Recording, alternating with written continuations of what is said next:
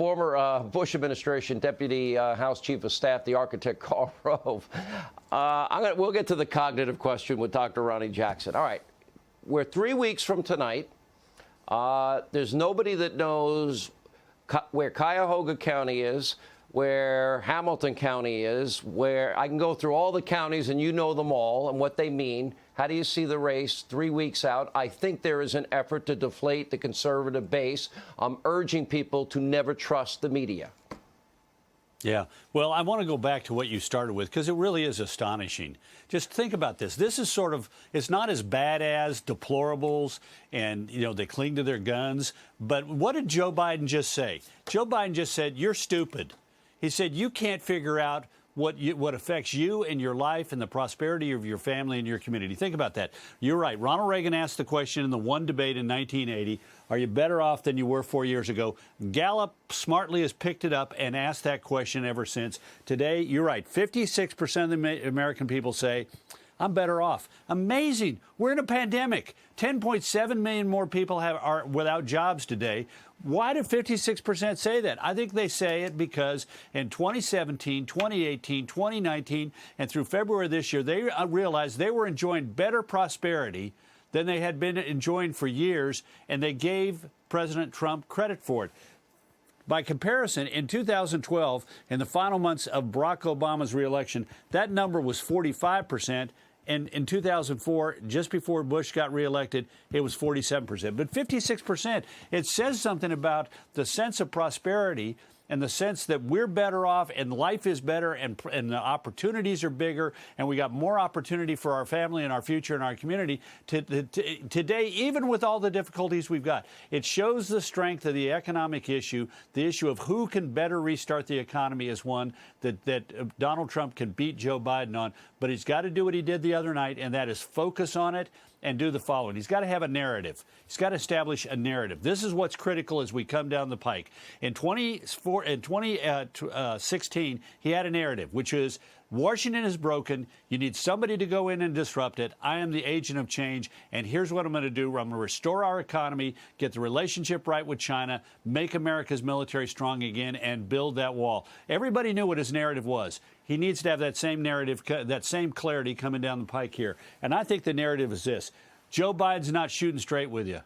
He said he was against fracking in the primaries. Now he says he's for it. He said during the primaries and continues to say, I'm going to get rid of the Trump tax cuts, and then turns around and says, I'm not going to tax anybody who makes less than I'm not going to tax anybody who makes less than $400,000 a year. He's not shooting straight. He said one thing earlier in the year, and he said something else different. He said in the primary, I'm not going to pack the Supreme Court. Now he says, you'll know my opinion after the election, you dummies. You don't deserve to know what I'm thinking about this until after the election is over. So it's 2 points, not showing, not shooting straight with the voters. And the other part of it is he admits he wants to be the most progressive president in history. That means he wants to be the most left-wing president we've ever had.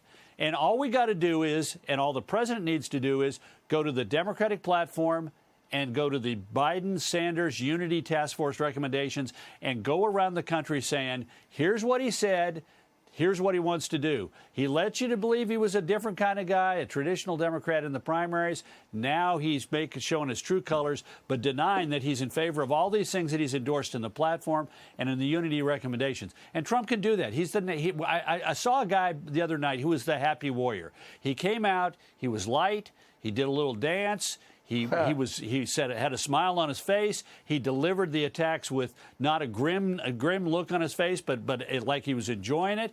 And that's the kind of guy, if he wants to win, that's what he's got to do in the next 20 days.